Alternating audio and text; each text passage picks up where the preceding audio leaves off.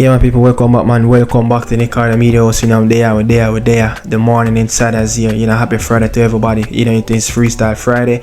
Little bit of tired, kind of drained, to be honest. Really drained. Having 2 days, Thursday and Friday. My daughter's birthday yesterday, my son's birthday today, so I had a long day yesterday. I've been looking forward for a long day today as well, Friday. Bless up, to my little son, my little daughter, and them birthday yesterday and today. You understand? But the show have a continue, but not much work, put in the Friday show.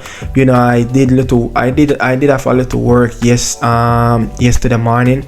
I was looking at the Javon situation, even looking at the Japanese situation, I stumble around even a reggae boy player. It seems like he's on the move. Interested John around a reggae boy player as well. Steve McCLAREN, where is the local squad? Where is the local movement? You understand? D.Lowe versus CR7 RIOT in the Saudi Pro League, the first game back of the new season, and Al Ahmoud, D.Lowe team, and Al Nasir went all out in that game yesterday. 3-1, CR7 himself, both men, Sadio Mane and CR7 was on, the score sheet, but all into that.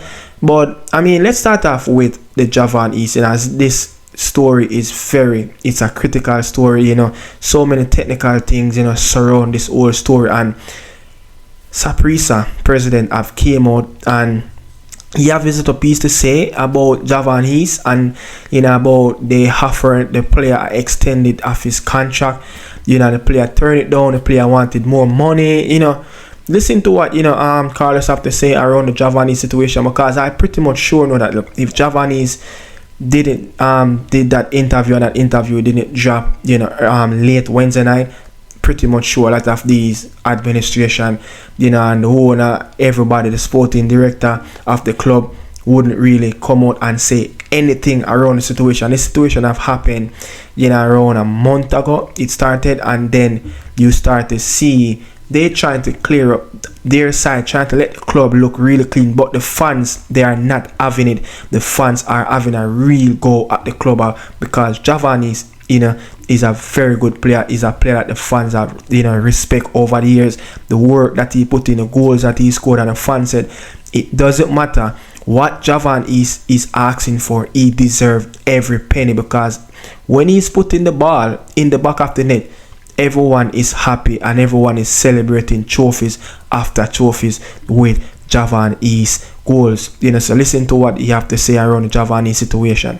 And note that more than a year or a year in advance, Sergio Villa began to negotiate, first with the representative, then directly with for several months, and sometime during the last tournament told us that he was not there. Even when we had made him a proposal that substantially increased his salary, he didn't accept us that proposal. And then, well, we finished the tournament. And why? And as a completely normal process, we sat down. Don Sergio sat down to talk to reach an agreement. Look, again, man, this is an ongoing situation. It's still creating, a lot of buzz around the Costa Rican media space. It's on the lips of everybody. So, I mean, I told you guys, Javon East is not a small player over there in Costa Rica. Is a big name brand player. So it's going to grab a lot of media attention, and also big clubs in Honduras starting to get more serious with the interest of getting Javon East, of trying to ship him out of Costa Rica to go to Honduras. I mean, even someone said, in the comment section, the video that yesterday, look, these, people are some type of racism people. And if you're talking about racism, Javon East have faced racism already in Costa Rica, where fans is chanting about he's getting too much money, Costa Rican people are getting lesser and he's getting more, the color of his skin. And a legend of that country, a current player for the national team, once was a player but still contracted under the black and red team, Aliwanse, Joel Campbell back Javon East as well during this, this sad moment when both teams were playing. I think it was a season ago. Yeah, this is what Joel Campbell have to say. Around even the Javon situation where he faces racism amongst the opponent fans.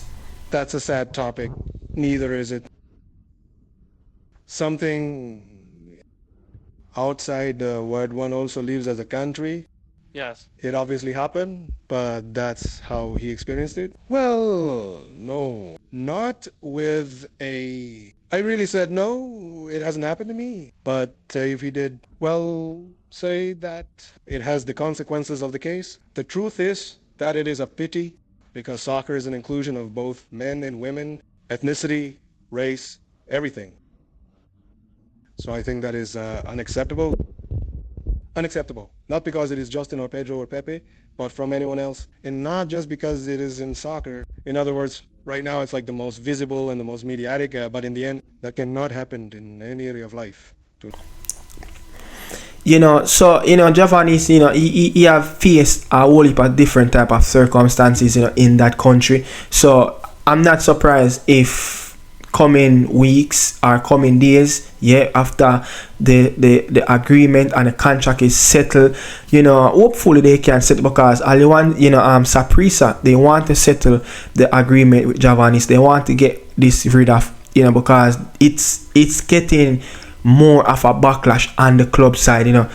Things are not looking really good on them, as the fans are really going at them. The media is going at them, for the unprofessionalism and everything, and they're trying to clear up their own space and make the club look as if Javanis is the bad one. They offer Javanis contract and all of that. Yes, they said they offer him contract, but you never know about why all of this start to come out. They're trying to put out all of these details. Why not did all of this from first? But it is what it is, man. Moving on, DAMION and CR7 riot in Saudi Arabia. Look at some of these videos and some of these rational challenge. DAMION a peacemaker, DAMION a warrior, the villain. He was everything in this game. DAMION versus CR7 riot in the Saudi Pro League yesterday, and I think this was the only game I have even got the chance to really watch this game, because DAMION was in it. CR7 was starting. Mane is in the game as well. So the game have a lot of action to it. A lot of spicy encounters coming up as well. DAMION so aggressive on CR7. Watch these actions. CR7 versus the reggae boy head of state. That's Godwin. Switching play, which is Alok Dude. Reeves delivery, there's Laporte. First touch was neat enough, but not as neat as it needed to be before it's clattered away by Al-Muwallad. Does well. Laporte gets so much time at the back post. Ronaldo there, Cristiano Ronaldo looking for a penalty. There's Mane. Oh, penalty! A barge in the back of Sadio Mane. A few looks of disgust on the face of Alak Dude's players. But Al Nasser have Sadio Mane. Mane's cross cleared away. Is inside the 6-yard box, everyone else outside of it. Ronaldo met it. He had the goalkeeper right next to him as well. Simakan's kept it alive. What's going on here? This is a Seria and Ronaldo now. Having a rather heated conversation. There's a bit of pushing and shoving between those two as well.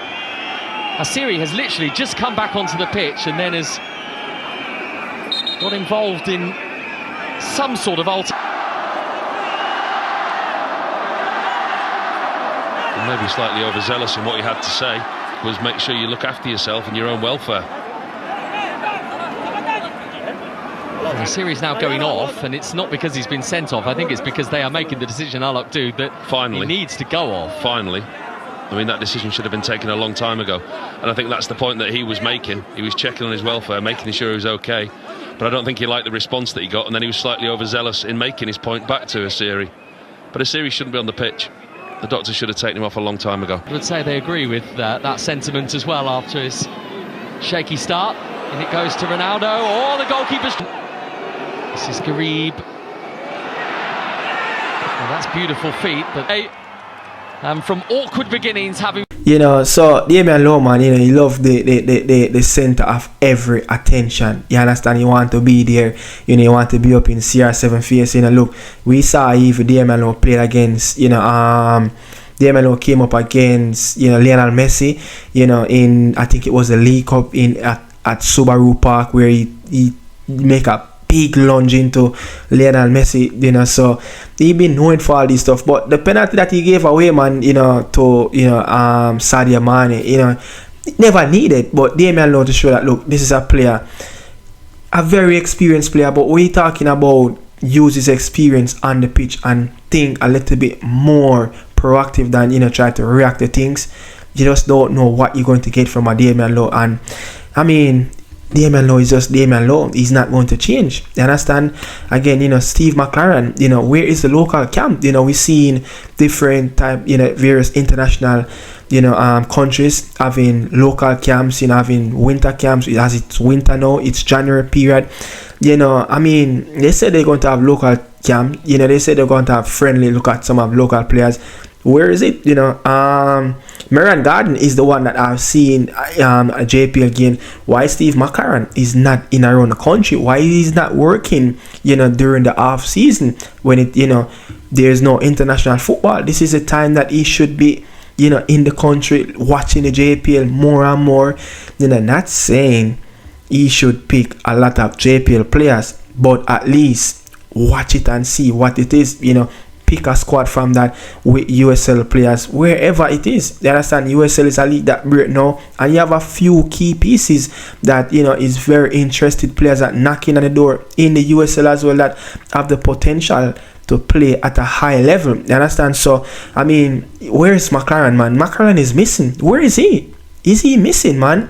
But Richard King, I stumbled around this information, I think, yesterday, man, when I was just doing some research, trying to prepare for the show, for Friday. And, when I was looking at, I literally, I wasn't even searching for Richard King, I just literally stumbled around something about Rangers is looking for, a defender, and Richard King is one of those names that popped up on the list. I sat here, I think it was last week. I think it was last week when the Old Firm Derby played, and I think it was last week. Yeah, I think it was last week during the holiday, last week Thursday.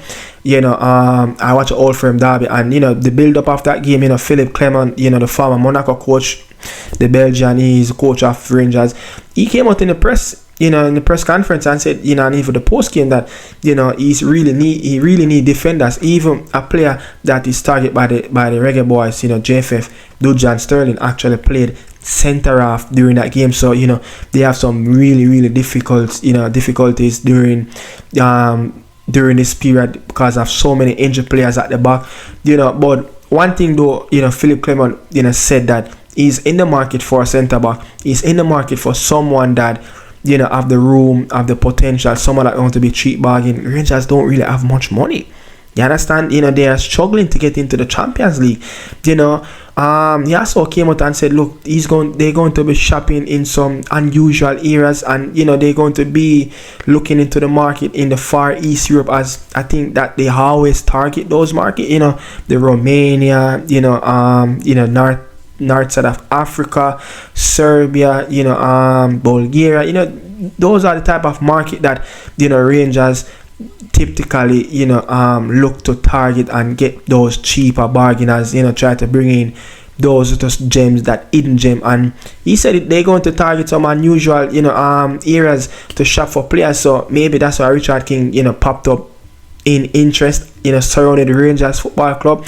I don't know, man, but look, I think when you look at potential European club that Richard King can join, I think this would be a really good move in terms of Scotland.